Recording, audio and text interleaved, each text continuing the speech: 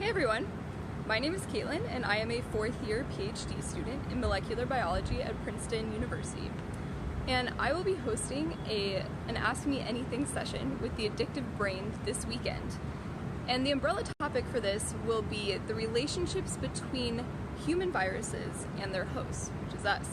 So think of things like influenza, herpes viruses, hepatitis viruses, etc., and what they actually do when they invade your system to stave off infections in the future. So I'm really looking forward to this session with you guys. Feel free to submit questions anytime during the weekend to the Addictive Brain page. And if you want to ask me any other things about being a PhD student, going to an I. So the first question I got also happens to be one of my favorites to answer. The question was, are viruses alive? And this is really a fun debate in the virology field. I say debate because you can always argue it either way, but it is my strong opinion that the evidence lies that viruses are not alive. And pretty much any high-tier virologist would tell you this. So the best analogy for this is that viruses are like USB drives that you put in your computer. And so the USB drive has a lot of information stored in it, but the information can't do anything until you actually plug it into your computer. Then, once it's plugged into the computer, you can access all the information that's stored on it, you can make copies of it, you can send it via email to other computers, all that jazz. And that's exactly what viruses do when they infect us. So they're really just a biochemical ball of potential energy. The next question is easy question, and it was literally just, what Caption app do you use? And I use an app literally called AutoCap, and it works pretty well and it's pretty cheap. Sometimes the proofreading of the subtitles takes a little bit of time, but it's a good one. Okay, so I've also gotten a couple of questions about HIV, namely, what makes HIV so good at infecting humans, and what is the current state of research as far as cures for HIV go? So, as some background for HIV, it is a lentivirus that is part of the retrovirus family of viruses, which means that it has a positive single-stranded RNA genome that is then reverse transcribed into DNA once it enters the host cell. And this virus DNA is almost immediately incorporated into the cellular genome once it's made into DNA. So this poses a major problem for infected cells, because when the virus is latent, which means when its DNA is actually stably incorporated into the host genome, it is undercover. It is extremely hard for the cell to detect it and to tell this virus DNA apart from the actual host DNA. It just looks like host. And then beyond this, HIV actually specifically infects cells in the immune system. So it is latently living in T cells and macrophages. And these are the cells that are actually normally responsible for eliminating other cells that are latently infected with viruses. So because HIV is stably incorporated into these T cells and macrophages, they're basically hijacked and compromised by the virus and are unwittingly carrying the virus around your body. So it's really hard for your body to recognize that it's infected and then to eliminate the infection at all. So for part 2 of this question, the current state of research for HIV cures actually had a huge breakthrough just this week. So a combination of work between two groups, one at Temple University in Pennsylvania and one at the University of Nebraska in Omaha, successfully used CRISPR gene editing technology to get rid of the provirus in mice. So the provirus is that latently incorporated viral DNA that lives inside of your T cells and macrophages. And by using a really slow-acting CRISPR gene editing therapy, they were able to actually completely eliminate detectable levels of HIV in about 8 weeks. So this is a huge breakthrough, because if we can then leverage this technology to use it on humans, we could have essentially a cure on our hands for HIV. So you can find that paper actually in Nature Communications. It was published just last week, as I said, and it's very, very promising as far as HIV treatment goes. Okay, so my next question was how you balance studying with everything else that you have to do in life. And to set the stage for this, as a fourth-year PhD student, I actually don't do much studying. I do a lot of work in the lab, I write grants, I write papers, I teach class actually. But the same concepts still apply of how you actually get that time for life. And really at the bottom line, I would say it's self-discipline. And it's not the same thing that people talk about or like to talk about, where they always say, hey, you just have to get up at 6 a.m., check everything off your list, barely get any sleep, and then go back to bed and do it again. No, it's about realizing what you need, and for everyone, this is different. So for some people, it might be getting really fancy coffee every day, and that makes you happy, and that's what makes the scientist. For me, it's more like I have to go to the gym every day, and I have to take weekends off because I love exploring, and I need to go see new things to feel free and feel like I'm doing things that matter. But to do that, you have to ignore everyone else and all the pressures that are constantly put on you, and realize that you're not going to be productive if you're not happy. And to stick to that takes a lot of discipline and a lot of really just self-control and a lot of support from the people that you love to remind you that you can't meet your goals unless you're meeting your everyday lifestyle. So I know that sounds simple, but that's really the best advice I can give for that. Okay, this question is, why are viruses so good at replicating, even though they don't actually code for their own replication machinery a lot of the time? And the key point for this question is that viruses are obligate intracellular parasites, which means that they actually require the host machinery in order to replicate and spread to new cells. So a virus takes advantage of the core biology of our cells. When it enters the cell, all it has to do is get its genomic information, so the DNA or the RNA, into the cell, into the correct place, and convince the cell that it should replicate that DNA or RNA, and then the cell is already fully equipped to replicate its own DNA and RNA, and the virus genome can just slip right in there and be replicated as well. And then that is why the virus does not need to have its own replication machinery, because it can simply take advantage and hijack the host machinery. Okay, so this question was asking what controls a virus's decision to either remain stably incorporated into a host cell genome, otherwise known as latency, or to reactivate, produce more viral particles, and leave and kill the cell that it was in, otherwise known as a lytic infection. Now, we know very little about what actually controls this, but we do know that for latency to happen, you have to have at least 2 viral genes that the virus expresses. This would be, first of all, an integrase. This is a protein that targets the viral genome into the host genome so that it can be incorporated. The second would be some type of gene product that can sense the cellular environment and initiate a feedback loop between the stably incorporated viral genome and the cellular environment so that it knows to stay latently incorporated. Now, it's important to remember that some viruses do not have these genes, and they will never form a latent infection. So this is especially true with viruses who cause seasonal sicknesses, such as influenza, which causes the flu, or rhinoviruses, which can cause the common cold. They're just going to infect your cells, undergo a lytic infection, and get out.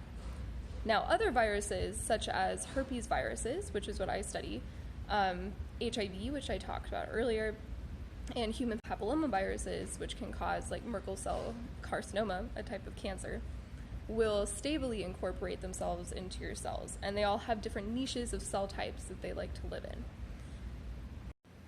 And generally speaking, what will reactivate these viruses is some type of stress.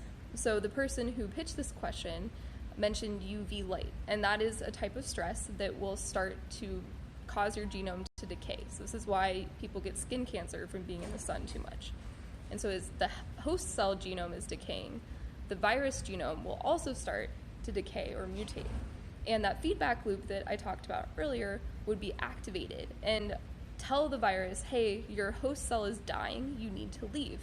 And so that will reinitiate the lytic virus replication cycle, and then the virus will get out of there.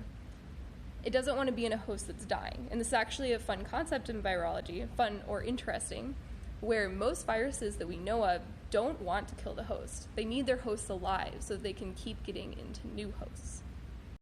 Other stresses that can cause this could be if you're actually sick with a different type of pathogenic infection. So this could be if you get some type of bacterial infection, then that's going to be killing your cells, and the viruses that are normally in those cells will go, whoa, need to leave, and then they'll get out at the same time.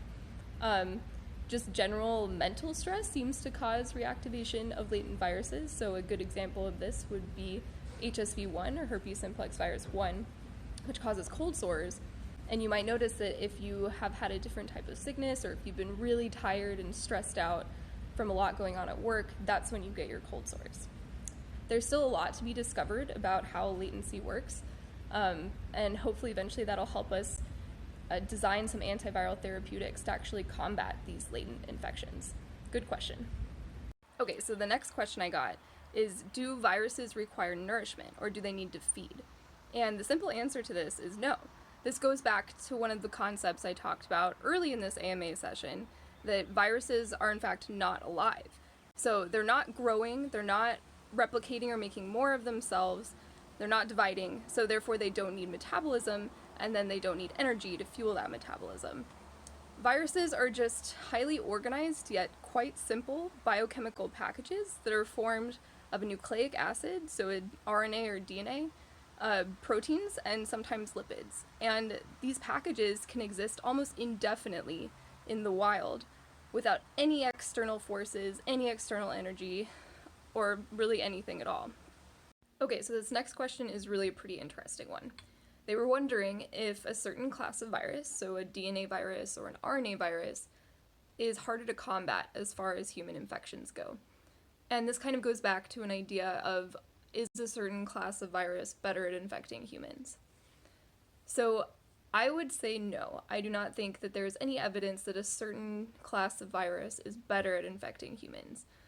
Viruses of all different types have co-evolved with humans for millions of years, way before humans evolved at all. Herpes viruses that I study actually evolved to infect dinosaurs, like hundreds of millions of years ago. And there are way more species of herpes viruses that infect reptiles and amphibians than infect humans, where there are just 8.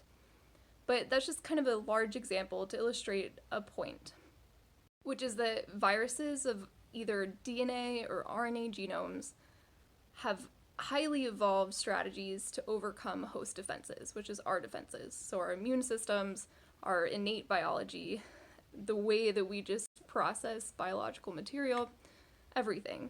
Viruses have evolved to be parasites of us, and so therefore they know way more about cells really than we as scientists do at all.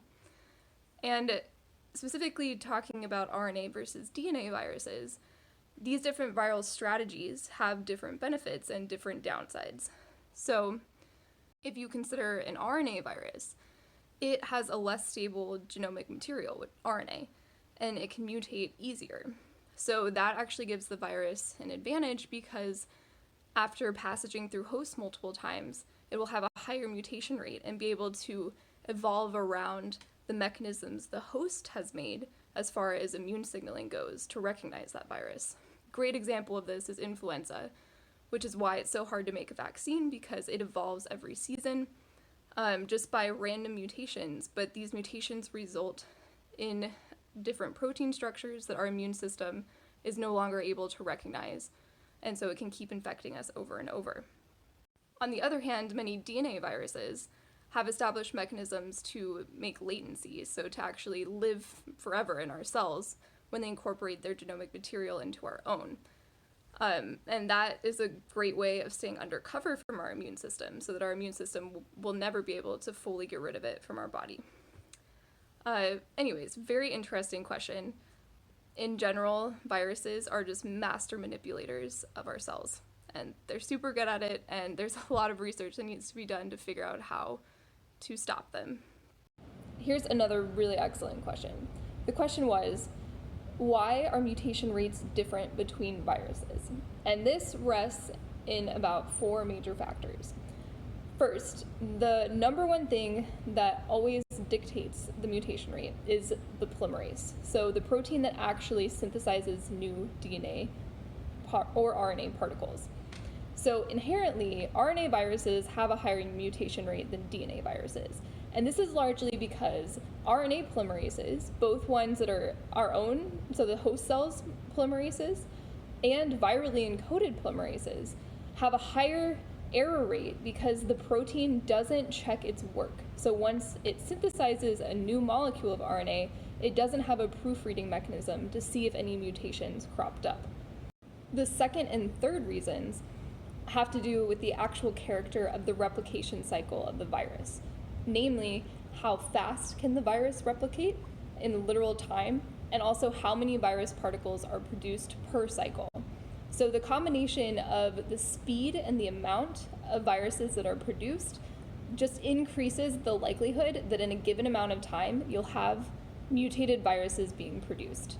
So let's say the polymerase makes one error in 1 million viral particles produced, but you're a virus that only takes 5 days to replicate and only will produce like 10 to 20 viral particles per replication cycle. It's not likely that 1 out of those 20 particles will be mutated.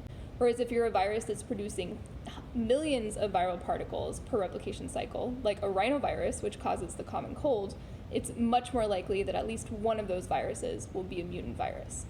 Now, the fourth reason is because of something called a co-infection. And without getting into too many details, I'll just give a really solid example of this. So, influenza virus is a virus that can actually infect many different types of species. As you've probably heard of, the bird flu, the pig flu, the human flu, etc. And these viruses clearly have to be slightly genetically different to infect these very different species. Now, occasionally, 2 influenza viruses genetic material producing an entirely new virus that now has the tools to infect both species. So a co-infection will additionally increase mutation rates. The virus replication cycle, both the speed and the amount of virus produced. And the fourth one is a co-infection. Thanks for your question. Can get into the same animal that come naturally from different species. So you could have both a bird flu infecting you and a human flu. And during this co-infection process, the viruses can actually end up exchanging. So as a recap for why viruses have different mutation rates, the first reason is the polymerase that is making the genetic material, and an RNA polymerase is always more error-prone than a DNA polymerase. The second and third reasons have to do with... Alright, so that officially concludes my AMA session. I hope you guys found it interesting and enjoyed it and learned a little bit about viruses. I'd like to thank the Addictive Brain for letting me host this. I had a great time interacting with you guys. And if you're interested in learning more or learning about other science topics, feel free to check out my Instagram page at CookKate. And I'm signing off. See ya!